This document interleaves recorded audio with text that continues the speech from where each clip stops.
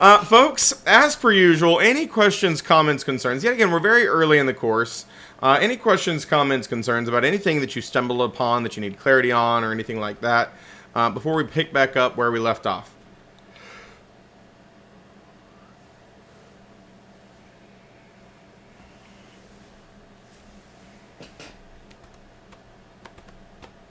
I have a question. Mm-hmm. So, as pertains to like if you have your own rental properties and you're managing them yourself and you pay yourself, it's real property, like for compensation, but it's for yourself. Yes, without a license, yes. Okay. Yeah, That's because clarification. yeah. It is real property. You are making money by doing it yourself, but because it's not for others, that's completely okay. Cool. Thank you. Yep. What else? Anything else out there before we jump back into it? Yes, I have a question. What you got? I was having a hard time understanding about the water rights. Is that something we'll see today or? Yes. Hang Okay. tight. Yep. We will get into that. Okay. Mm-hmm.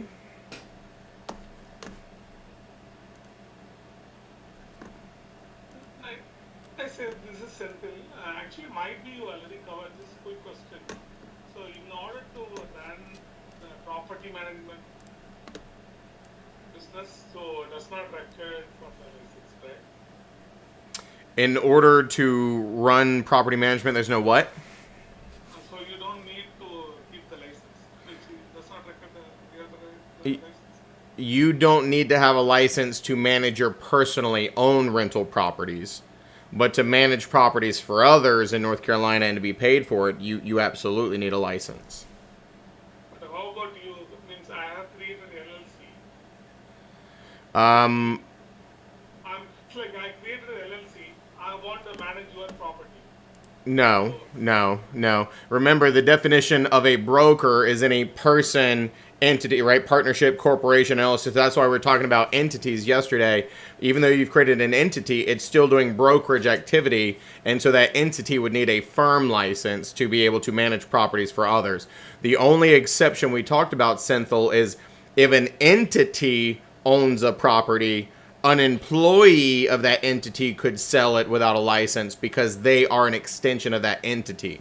Like when we talked about ABC Builders, or if we talked about, like I gave you the example of my student whose sister had investment properties, and if she created Sister LLC and Sister LLC owned the property and hired her as an employee, that'd be an exception. But for you personally, if you create an entity to manage other people's properties, you need a license because that entity we treat like people. It needs to be licensed, and the only way it can get a license is if you have a license. Yeah. Mm-hmm.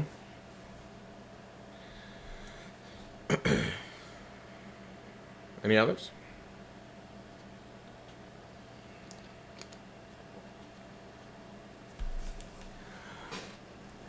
Then let's do a quick little recap because repetition helps you retain stuff. So, first questions first. When you all get through this class and you go on and you get your background check and you pass the state licensing exam, your license will be issued on what two statuses?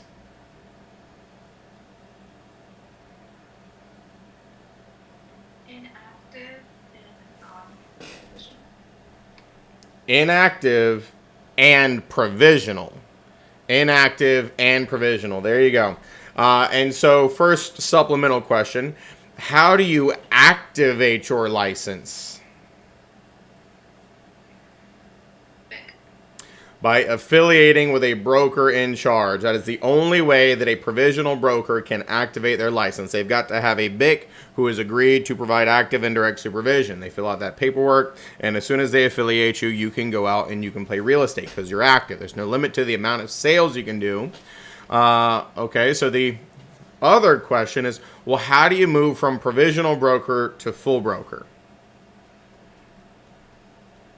90 hours, which is 3 T, 30, 30, 30. Yeah, 90 hours of post licensing. They are 3 30-hour courses, post 301, post 302, post 303, and you can take them in any order. Does not matter, okay? You don't have to take them in chronological order. And that's all it takes for you to go from a provisional broker to a full broker. Folks, we said it yesterday. Can you take the post licensing classes without affiliating with a BIC?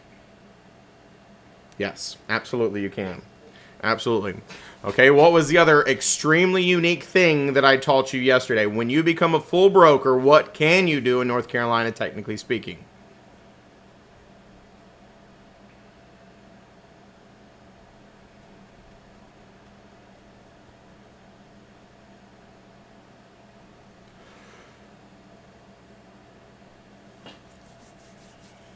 Full broker, you can show the property, then you can work with vendor. Well, hold on now.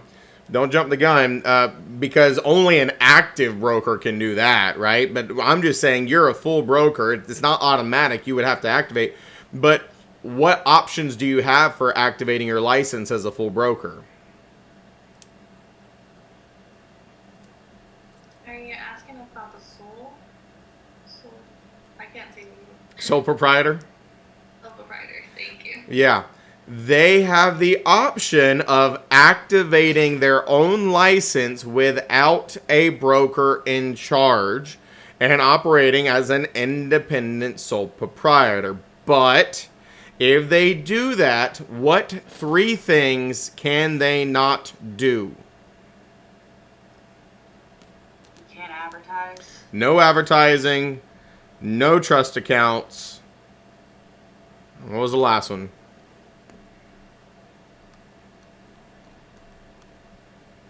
There you go. Affiliate other brokers.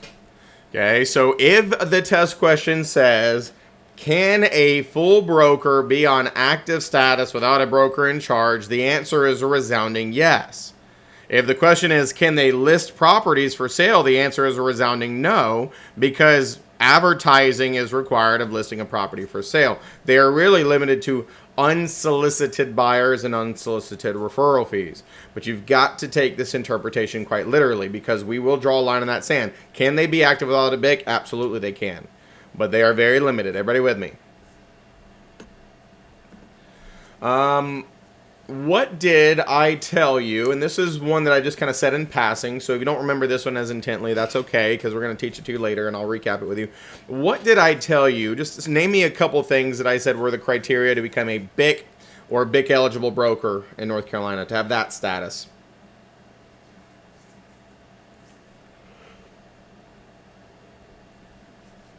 Two years of full-time brokerage experience within the past 5 years. Absolutely nailed it. Active status, yes.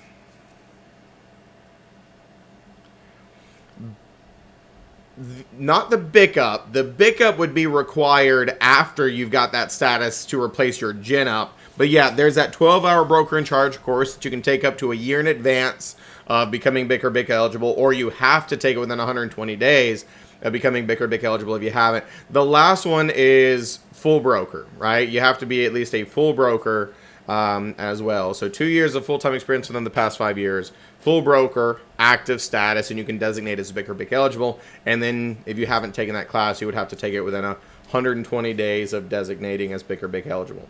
Don't confuse that with the BIC up, though. And so if you're a provisional broker or a full broker, when we talk about CE, you take GIN up and an elective. If you're a BIC or BIC eligible broker, you would take BIC up and an elective. It just depends on your license status at the time. What you got, James?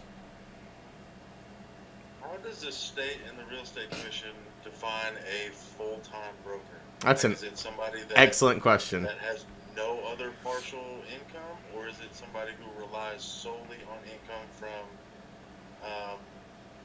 broker-related activities to exist? Now listen, James, I remember yesterday you did not appreciate my dad joke about the synonym toast crunch, but I'm going to give you another one whether you like it or not. You ready for this? Here's the question.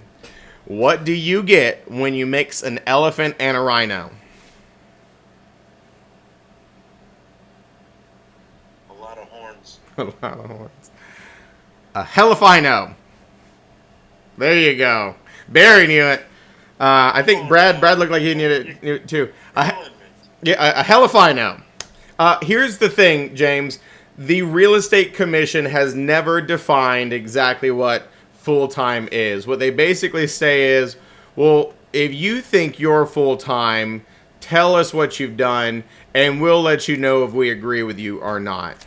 At the very least, you have to be active. You have to be affiliated. Do you have to not have a part-time job? No, that's not a criteria. But they will ask you for like your affiliations and or your sales volume in that 2-year period. I will also tell you that because you can be a provisional broker for up to 18 months, as long as you're active and practicing as a provisional broker, your time as a PB does count towards that. So,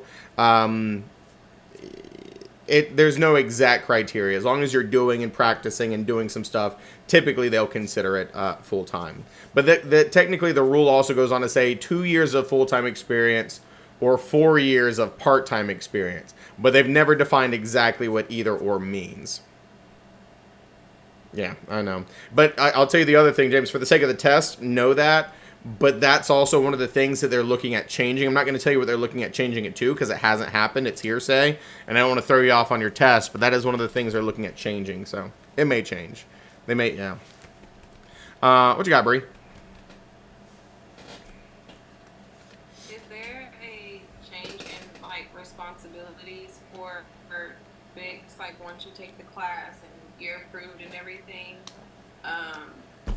is there like a change in responsibilities to the industry, or does that just qualify you to do things without a Bix? To answer your question, we always have an obligation to follow the laws and rules, so of course that doesn't change. The only thing that would change is instead of taking Gen Up, you take BIC Up, and of course you are now responsible for supervising yourself or somebody else. And so if you take over like supervising a firm, you would have a supervisory role of, you know, other things. And of course you have certain responsibilities in regard to maintaining your trust account and things of that nature. Being BIC eligible doesn't automatically make you... Hold on now. Who's unmuted? Oh, yep, there we go. Let me meet you back. Phone calls.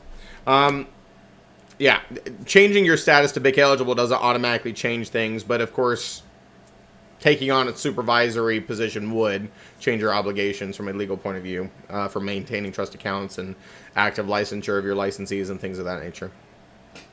Another thing, are you required to have anybody else other than yourself in order to be a full BIC? No. You can be BIC of yourself. That's what I was for about 2 years. I was myself only, and I was the only person I had to worry about being the BIC of was myself, which not too bad. Although I'm pretty questionable on the best of days, so managing myself is probably worse than managing some other people. I'm like, Seth, you broke the rules again. I'm like, yeah, okay, well, I'm not going to report you. Thank you. Yeah, for sure. There's one thing, when I teach you some of the rules later, there is one in particular that I was notoriously bad about back in the day. And that is called the delivery of instruments rule, meaning like making sure that paperwork is done in the certain time frame. And yeah, I just don't like paperwork, but you know, never to the detriment of anything. So there you go. Folks, let me give you just a couple more recap questions before we jump back into where we left off. When do you have to start taking CE as a licensee? In North Carolina, specifically. After your first renewal year, so the second year. Yeah. After your first renewal, or in other words, during your second renewal year. And what is the deadline for completing your CE? There you go. June 10th. June 10th. And remember, we cannot teach CE in that blackout period from June 11th to June 30th. We can't do it. And so if you miss taking your 8 hours, 4 hours of update, 4 hours of elective, what would happen to your license status if you had that education deficiency?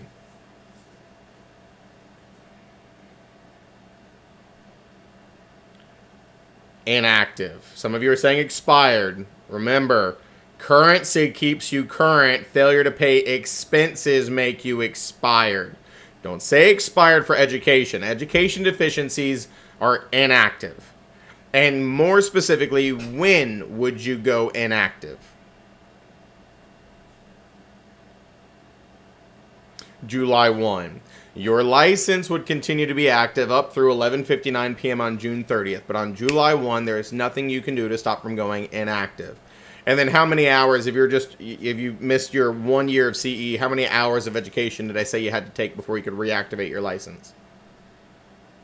16. Y'all were on it. That's great. Yeah. It was 4 hours of update for the new year, plus 4 hours of elective for the new year, and then 8 hours of elective to make up for the 8 hours you missed in the previous year. You can't take the previous year's update. We only teach them in the one specific year that they're offered in. So you'd have to take 16 hours of education in order to be able to reactivate. Okay, well, let's just, one more thing here.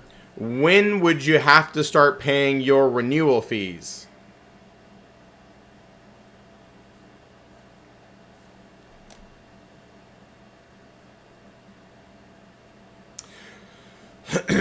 I'll take those first two as the correct answers. There is no grace period. There is no whatever. There is no prorations. It's immediately, right? Your first renewal, you have to pay your renewal fees. And yes, you can pay them as early as May 15th in that licensing year. And it is $45. And that means for you folks, if you all get your license in December or January, you will all be paying $45 to renew your license somewhere between May 15th and June 30th. And remember, currency keeps you current. So if you do not pay your renewal fee by June 30th, what is your license status on July 1? Expired. Expired. And remember, expired is a standalone status. It does not matter that you're good on education or anything else. If you don't pay your money, we just call you expired. You can never be expired and active or expired and inactive. That's not a thing. It's just expired. But if you are current, you could be current and active, which is the only status that you can do real estate brokerage on. Or you could be current and inactive, which means you have a license, but you can't use it. And that's where you start off as well. So as long as we're all on the same page there. Which led us into some of the basic real estate concept discussions, and of course kind of having the differentiation between real property and personal property. We're going to get into that a little bit more today, but of course we also talked about land versus real estate versus real property. Land, earth's surface, everything above and below. Real estate includes all the attachments, both man-made and natural, on that. And then real property is all of that plus the bundle of legal rights. What were the bundle of legal rights? What was the acronym? Or the individuals, whichever. Deep C, there you go. Disposition, exclusion, enjoyment, possession, and control. Those bundle of legal rights. And so then we kept going with some other miscellaneous conversations, and we led up to this slide that hopefully you can currently see, where we started talking about your or and e words, and there's going to be a lot of those. And remember, or is the give or, and e is the receive e. And all of these are going to come up again. You will actually see a very similar chart to this later in the course, so don't stress too much about the ones that I didn't go into great detail on yesterday yet, because they'll make a resurgence. But do remind yourselves and do burn it into your brain that when we're dealing with mortgages and the mortgagor and the mortgagee, it is the opposite of where your brain probably wants to default. Remember, I told you the way you remember that is the mortgagor is the borrower. Or in other words, the mortgagee is never me. That means the mortgagee is the bank. Why? Because the misnomer is people think the loan is the mortgage. No, the loan is the loan. You give the bank the mortgage, which is a security instrument where you pledge your home as collateral. Yes, bank, I understand you're going after the house if I don't pay back the loan you gave me. That's what the mortgage is, which is why you are the mortgagor as the borrower. You gave the bank the mortgage. Give or. The OR is the give or. So let's keep going with some similar concepts here. I just referred to deeds, and I gave you the example yesterday that if you were transferring title, and we're going to get into an even more in-depth conversation in its own section in a moment, but when you're transferring title, I told you title is a concept. There is no such thing as a title. We have the physical document, that's called the deed, and that shows the transfer of title between grantor and grantee. Now, word of caution though, folks, we're going to have a lot of conversations about deeds, which are going to be semi-confusing, and we're going to have a lot of conversations about contracts, which are also semi-confusing. And when we get in those conversations, there's going to be a lot of similar language like valid, void, and voidable, and certain things within. But you have to understand that a contract and a deed are not the same thing. A contract is a set of promises that is arguably enforceable between parties to do or not do something. And a deed is the document that shows the transfer of title. Typically, contracts in the real estate world, contracts are the precursor to a deed, right? We made promises to exchange money for a house and a contract. And the deed is where we actually exchange the ownership of the house and the other person gives us money at what we call settlement or closing, which we'll get into a little bit more later. So understand, they're going to sound similar in a lot of respects, but you've got to just go ahead and draw this line in the sand that deeds and contracts are different, even though a lot of the language is similar. And you've got to look at these test questions. Is it asking me about a deed? Is it asking me about a contract? And I always try to start training your minds very early on because, folks, some simple concepts like this eat students alive on the test because they don't read the question carefully and they don't realize exactly what it's asking, and then they will get it wrong.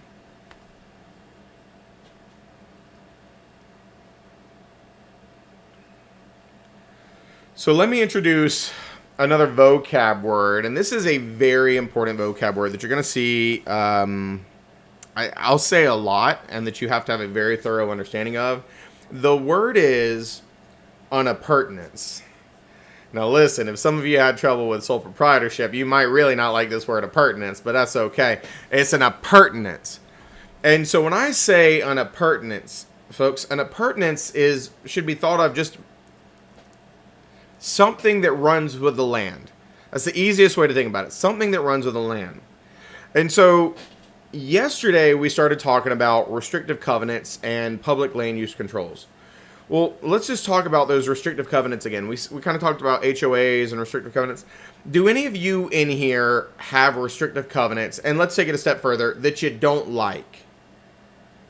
Any of you live in a place where you have restrictive covenants and you maybe don't like some of them that you're bound by? Anybody? Jack, you do? Can you give me an example of what you don't like about them? Are we talking about like an HOA kind of thing? Yeah. Yeah, something like you can't do that you want to do that like is irritating because they like hold you to a certain standard. Yeah, like I own a small piece of land up in the mountains, and I can't just put a tool shed on it because they have a minimum square footage requirement for buildings. Therefore, it's now a campsite. There you go. That's a prime example. So you've got these HOA regulations and restrictive covenants that say you can't put a shed because it has to have certain minimum size requirements. And so it's just a campsite right now. Now here's the thing. Jack, you're bound by this restriction. And let's say that tomorrow you decided to sell that property and Janet bought it. Would Janet be able to put a shed without those restrictions? No, she'd have those same restrictions, wouldn't she? That's an appurtenance. It's not Jack specific, it's property specific. So when the transfer of ownership happens, that restriction runs with the land. That would be an example of an appurtenance. Good, bad, or otherwise, an appurtenance is something that runs with the land. So if you have a neighborhood that says you can't have chickens, if you sell that property to the next person, they also can't have chickens. If the zoning says you can't build a commercial building, when the next person buys it, the next person can't build a commercial building. And so that's all an appurtenance is, something that runs with the land. Now, good, bad, or otherwise, folks, because some people like restrictive covenants. And so in the specific instance of Jack, that's not a favorable one to him. Here's the question for you, though. If you don't like the restrictive covenants or the restrictions on the land, what is the easiest way to not have to deal with them? Move or don't buy the land in the first place. Because that rule was there before you own the property, right? Yeah, there you go. What you got, James?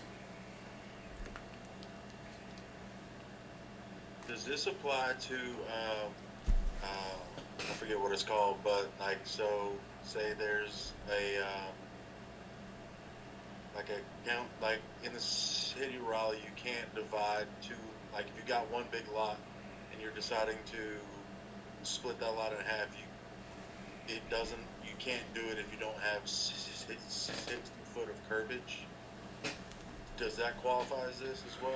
Yeah, because that's going to be what we call zoning ordinances. And so that is going to be a public land use control. But if you own it, it would apply. If I own it, it would apply. If the next person owns it, it would apply. Now, of course, when we're dealing with these things, sometimes these appurtenances are forever. Sometimes they can be removed. It really just depends on the type of appurtenance, right? So, I mean, if you went to the city planning board, you could potentially ask for a variance and they could grant you an exception to that one that you're talking about. Sometimes you can go to the HOA and you can ask for an exception, but that would absolutely be an example of this. Other thing, go ahead. Does it all, so can a former landowner, like say my cousin is selling me a plot of land, right? And he had a rule that said you can't do, like you can't build a shed, right? And it was in the contract he signed when he bought the land, but it's not in the contract I signed when I bought the land from him. Does that count, and are those appurtenances transferable? Yes. So understand, and this is a prime example of what we're talking about. There is a huge difference between the deed and the contract. Just because it's in the contract doesn't change anything. When you're dealing with appurtenances, you can only give what you had.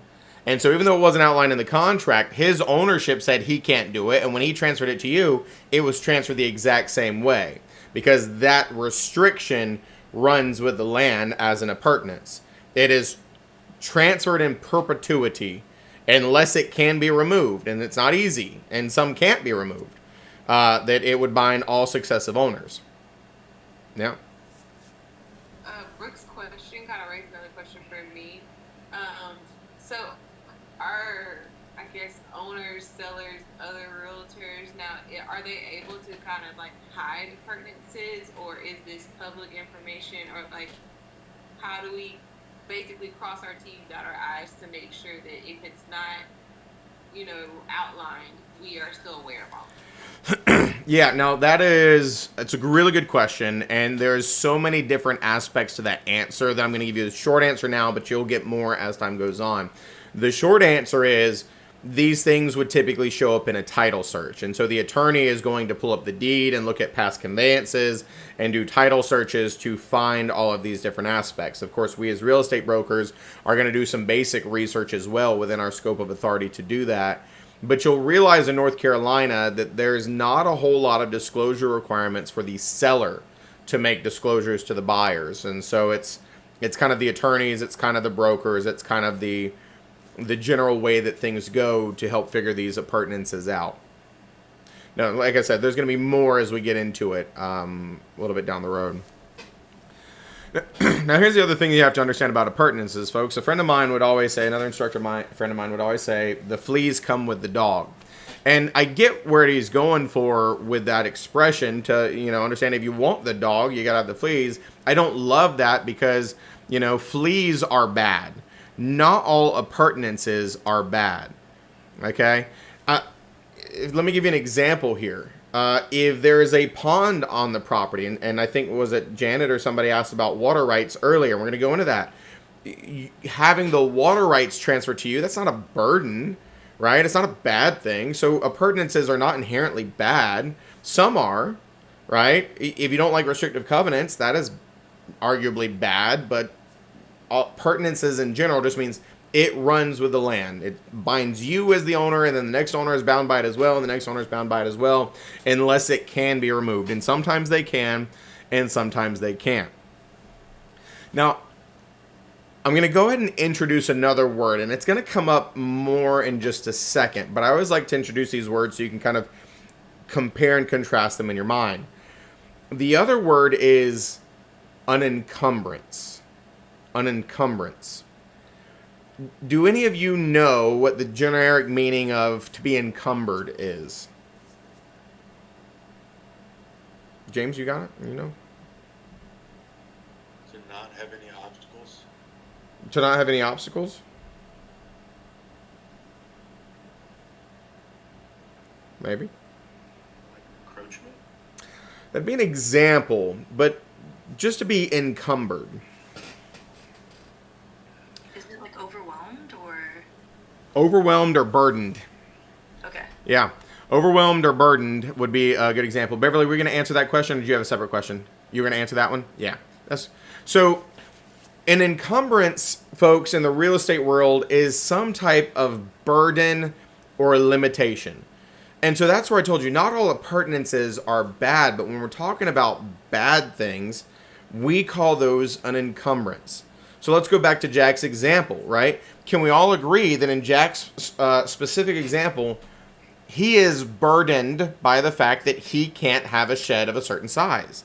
That is a limitation in the use. That is a burden to him as the owner. Now, to some person, that may not be considered a burden, but it's limiting the use. So an encumbrance is some type of limitation in the use of the property. And so zoning would be an encumbrance. The restrictive covenants would be an encumbrance. We also have what we call financial encumbrances, easements, encroachments. And a lot of these encumbrances are also appurtenances. So understand, these words are not the same thing. Some encumbrances are appurtenances, and some appurtenances are encumbrances, but they're not the same word. Pertinence just means runs with the land, good, bad, or otherwise. An encumbrance is some type of limitation or burden on the property. Everybody with me on this? So when we're talking about appurtenances, they're considered to be part of the land itself. Even if it's not a physical, tangible thing, it's kind of attached to, it's part of it. It is what it is. And as I mentioned a moment ago, in a lot of instances, they're forever. Right? Water rights are potentially forever if nothing changes. Of course, restrictive covenants could be potentially forever. Zoning may or may not change. So some of these appurtenances will continue on in perpetuity with the property. Good, bad, or otherwise. Okay? An appurtenance is something that runs with the land. If you own it, it's your problem or benefit. And if the next person owns it, it's their problem and or benefit. Depends. Now, even outside of some of the ones we've talked about, folks, when we're dealing with houses, improvements, right? You build a fence, you build a house, you build a this, you build a that. Those are appurtenances as well, because when you convey the land, the house is conveying as well. It runs with the land. Most people are buying the land and the house together. What you got, Raphael? Yeah, I'm sorry to go back. The water rights, meaning like if you have a river running by, or because I heard something a few months ago about that you cannot collect water from rain, stuff like that. So I'm just trying. Yeah, we're going to talk about the water rights in just a moment. Now, what you're talking about is just, that is, yet again, city ordinances. There are some states, some municipalities that have made it illegal to collect rainwater. That is a public land use control, and I couldn't tell you why they do that, but that is not necessarily the same. What we're going to talk about more than anything is, like you said, rivers and lakes and streams and ponds, right? Owning property adjacent to or having these different sources of water on there. We're not going to get into, the government telling you can't collect rainwater, but that is a thing. For example, I told you I have a second property in Georgia, and I'll refer to that property a lot in this class because it's a prime example for a lot of things we're going to get into. But in Georgia, it's illegal to collect rainwater. I have no idea why, but, Beverly says liens are also encumbrances. Yes, they are. They are. We're going to get into that as well. So, as I said, your attachments, your buildings, right? These improvements are also appurtenances. Well, folks, even things like leases are appurtenances. And so let me give you a prime example here of a couple of different things. There are a lot of residential tenant protection laws in North Carolina. And so what I mean is, if you're renting a property right now and you've got 10 months left on your lease and it's your primary residence and it's residential property, and the owner, the landlord, decides to sell that property, they can sell it while you live there. But the new owner has to let you maintain the lease until it's done, the next 10 months. They cannot kill your lease early. So leases would be appurtenant. They would run with that transfer of ownership at least until the term of the lease was up. So that would also be the case. Now the water rights, the gas rights, mineral rights, we're going to talk about that more in just a second. Bree, NHL, the National Hockey League.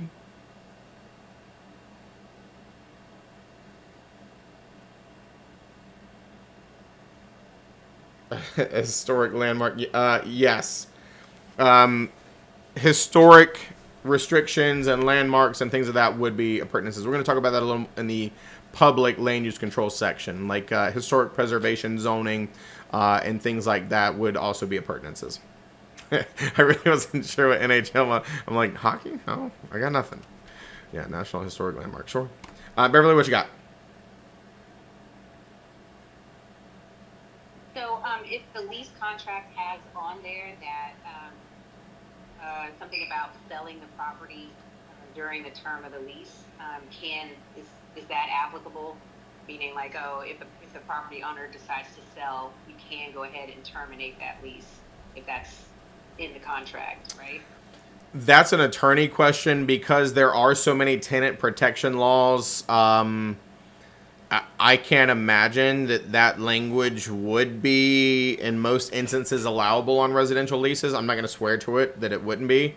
But that is one of those, when we're dealing with property management, of course, we're going to focus on the most testable aspects. But when it comes to property management, it is what I like to call a CYA topic, which is not cover your tuchus, it's contact your attorney.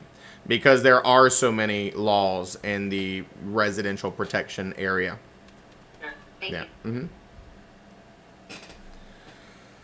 So let's take this a step further and get a little more in depth into some of the different types of appurtenances. Of course, we keep saying some of these things like subsurface rights and air rights and water rights, and then restrictive covenants or deed restrictions, public land use controls. All of these things are appurtenances. The other one that we haven't really talked about is fixtures, and that's going to be a very big conversation in just a moment.